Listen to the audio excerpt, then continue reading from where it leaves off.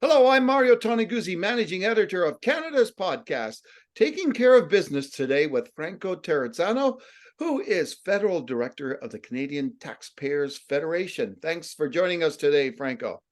Hey, my pleasure. Thanks for having me on. Well, it seems these days that we are being taxed to death already, and yet there's more to come in 2024. Let's talk about some of those taxes that are coming, and increased taxes in 2024. First, the payroll taxes, as it concerns the Canada Pension Plan and the employment insurance. Franco, tell us what's happening with those this coming year. Well, they're going up and quite a bit. Okay. So you might pay up to an extra $347 in payroll taxes in 2024. So that's a pretty big increase, right? But that even downplays just how much in payroll taxes you're going to be paying next year. In total, if you're making about $73,000 or more, your total payroll tax bill next year will be about $5,100. Your employer will also have to fork over about $5,500 next year. So it's a huge payroll tax bill. Every time you get your paycheck, you're going to notice some of the money is not there. And a reason for that big increase of up to $347 is because the government's actually bringing in a second Canada Pension Plan mandatory payment. Okay, so you have the original one like every other year that you have to pay into, but then above the original threshold, the government's adding another tax, and that explains the big increase next year. Incredible.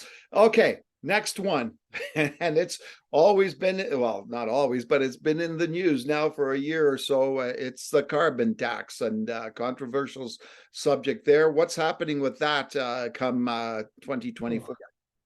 Well, it's a headache, isn't it, right? I mean, the carbon tax is directly inflationary. It increases the price of gasoline, natural gas, diesel. It makes it more expensive when you go to the grocery store because it adds more cost for farmers and more cost for truckers. So in April 1, 2024, the federal carbon tax is going to go up to about, 17 cents per liter of gasoline. It's going to go up to about 15 cents per cubic meter of natural gas, and about, 21 cents per liter of diesel. Now, what does that mean for you, for the average family? Well, the carbon tax is going to cost the average family in 2024 about up to $911 more than what they get back in rebates, right? So you hear the prime minister, you hear some ministers saying, hey, don't worry, everyone, we've got rebates for you. Everything is going to be fine. Well, that's just not the truth, folks. The Parliamentary Budget Officer shows that in 2024-25, next year, essentially, the carbon tax will cost the average family up to $911 more than what they get back in rebates. All right, here's something that's I'm not too happy about, is the alcohol escalator tax. Tell me what that is. Okay, first, before we get into that, I just need to point out something about the carbon tax and the payroll tax. It's kind of like a double whammy, folks, right? Because the payroll tax takes money out of your wallet, and then the carbon tax makes it more expensive for what you have left in your wallet to buy, right? So it's almost like a double whammy. You're getting hit at both ends, both less money in your wallet than higher prices at the till. Now, if all of that drives you to drink, more bad news, folks, because in 2024, the Trudeau government's reaching deeper into your pocket every time you want to go enjoy a Labatt Blue or a bottle of Pinot with your better half, or, want to pour a Mickey, want to have a nice glass of rum and Coke, right? The government's going to be reaching deeper into your pocket with a 4.7% alcohol tax hike, April 1, 2024. And remember, folks, you're already paying an arm and a leg. If you want to enjoy that nice microbrew, that nice IPA, about half of that is already taxed. Okay. So with all these, I don't get it. You know what? I don't get how the average Canadian can survive with all these taxes upon taxes upon taxes. Yep. Well, what's so crazy about all of this, if you look at the average family, and you're so right, because it's like the layered cost of all these taxes, right? It's like we're taxed to the right, to the left, up and down. We're taxed all over the place. When you add up all the different taxes from all areas of government, levels of government, the average family pays like close to half of its income in taxes, right? So you think about all the money that your family works hard for, you essentially cut it in half. That's the government's take, right? Mhm. So what's so problematic with that is not only do like taxes like the carbon tax make things more expensive, but when the government takes this exorbitant amount of money away from your pocket, then everything by nature becomes more expensive, right? Because you have less money to actually afford the necessities or to afford to take your family traveling or whatever that you have to do. So not only are taxes like the carbon tax making things more expensive, but this huge tax take from all levels of government are leaving less money in people's pockets, so they have less money to afford everything, essentially. Yeah. Now let's, we know the impact that has on you, me, and the average Joe and Josephine out there. But I want to talk to you also about the impact it has on business.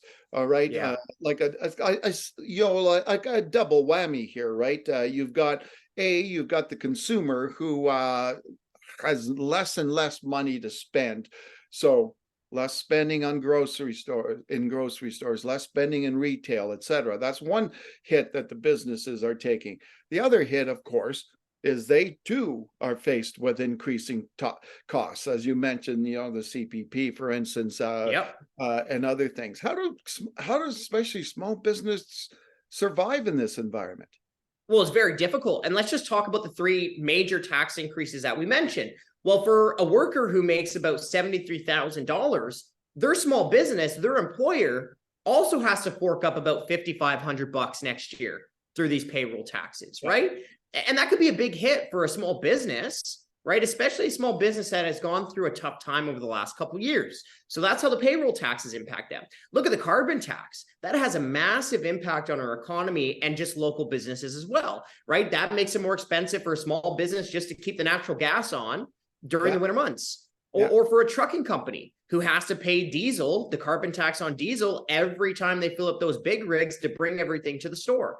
Or even for farmers, right? That's a type of business if you think about it in one sense, right? Well, the carbon tax on natural gas and propane is costing Canadian farmers like $1 billion by 2030, right? So it continues to just layer on costs. And one other important thing to remember about the carbon tax is that like 75% of countries do not have a national carbon tax. So think about the competitive disadvantage that the Trudeau government is putting our businesses in with the carbon tax. And last thing, let's look at the alcohol taxes, right? Not only does this mean higher prices for consumers, but it also hurts the small businesses in the tourism industry, whether you own a liquor store or whether you own a restaurant or a bar, you're going to be feeling this pinch from this additional tax hike. Yeah, exactly. I'm reminded of a song from way back. I don't know if you remember that. What was the lines were, "We're not going to take it. We're not going to take it anymore." Yeah. But what can we do? Well, look, I don't know. What can we do? Well, look, I think Canadians are getting sick and tired from the overtaxing, overspending, inflationary government that seems to be completely out of touch with what average people are going through, right? And you're seeing it in the polls, right? The support for the carbon tax, for example, is plummeted. Yeah. Right. But you also see in the polls, like, what are the key issues for so many Canadians right now? It's the affordability issue, and it's the economy, and it's being able to keep your job. So many people are getting sick and tired of this. And look, if the government, like if the administration, the Trudeau government, the Trudeau Liberals, if they don't listen to the people, well, they do so at their own peril, right? Yeah, it's going to be an interesting election coming. Well, it's a little while away, but it'll be quite interesting. So what do you guys do from your standpoint, the Taxpayers Federation, to combat this? Well, what we're doing right this second, like as we speak, so let's shift gears ever so slightly to the Alberta government, right? So what did the Alberta government just confirm today? That they're increasing the fuel tax to 9 cents a liter of gas, right? So like we've given the Smith government a lot of kudos on what they've done with taxes in the last little bit.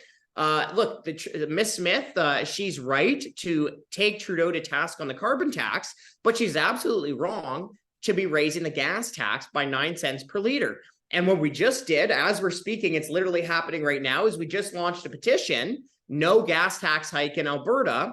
And hopefully we can continue to build a list of taxpayers who demand more accountability, less wasteful spending, no gas tax hike in Alberta. And hopefully we can use that to really put pressure on politicians and to show the Alberta government and all governments that people just can't afford higher taxes. Yeah. All right. Well, thanks, Franco, for joining us today. Oh, my pleasure. I hope you have happy holidays, a very Merry Christmas, and a very great New Year as well. Same to you, my friend. All right, that was Franco Terrazzano, who is the Federal Director of the Canadian Taxpayers Federation. I'm Mario Toneguzzi, Managing Editor of Canada's podcast, Taking Care of Business. Thanks for joining us today.